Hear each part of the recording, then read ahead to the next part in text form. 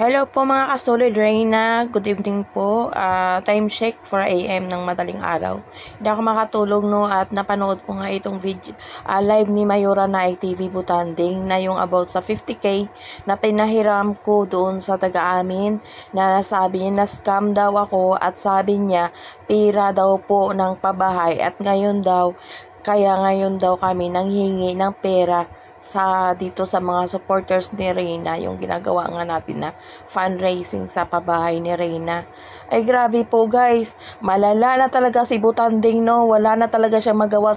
At abangan mo bukas ha, supalpalin na naman kita ng katotohanan na at mapapahiya ka naman dito sa social media. Mabubuking ka naman sa pagka-fake news. Lula ka na, wag mong hayaan na mamatay ka na lang ng balahura, napakasinungaling at mapanira sa kapwa mo. Mahiya ka Butanding, pinapahiya mo yung mga kapwapuhan mo at mga kapamilya Inggit naman si Butanding kasi wala siyang 50K. Gawawa ka naman Butanding. Kagagawa ka na lang hanggang mamatay ka ng fake news? Good luck na lang sa iyo. At guys, panoorin nyo yung short video ng karugtong nito ng audio ko. Matatawa ka na maiinis ka talaga kay Butanding. Kapal na mukha talaga, napakasinungaling na na to, na thunders na to. Iwan ko kung mga lula ko to. Ay nako, igagapos ko to sa puno ng poste. Grabe po. Paputulan ko yan ng wifi. Nakakahiya kasi. Uy, Butanding, adi ka ba? Matanong nga, adi ka ba? May pa 5656 ka pa nalalaman. Punyeta. Adi ka ba, Butanding? Sabihin mo nga, baka nagdudruga ka. Iba na kasi yung takbo ng utak mo. Wala na kasi sa ayos eh. Maluwag na yung tornilyo mo. Uy, Butanding, ano akala mo sa akin? Walang pera na 50K. Baka nakalimutan mo may trabaho ako Butanding at dalaga po ako. Normal po na may savings ako ha. Inggit ka na naman Butanding dahil may 50,000 ako. At ito na guys, panoorin nyo nga guys yung live ni Butanding na ito. At kayo na po yung humusga.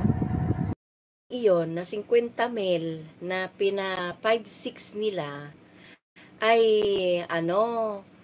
parang dinig ko yata parang nag-away-away ata sila kasi nalaman ko yung 50,000 na yun na pina 5-6 ni Tiborcio.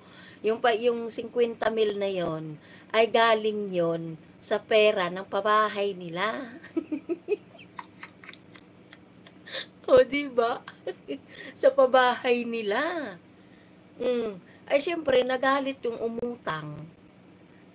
Ayun, na-scam sila. Kaya todo sila panghingi sa mga tao kasi nga na-scam nga yung 50,000 sa 5-6 na yon. Gaba na yon kay Tiborcio. Kasi pera ni pera yun sa pabahay na pinautang ni Tiborcio. 50,000, 5-6. Ayun, na karma, ginabaan. Ayun kapupos pa lang ni Gris Kagapay. Mayroon na naman akong topic dito. Sige, Gris Kagapay, bati na tayo. Bati na tayo. Ilabas mo lahat ang nalalaman mo. Total, ikaw naman nasa loob at ikaw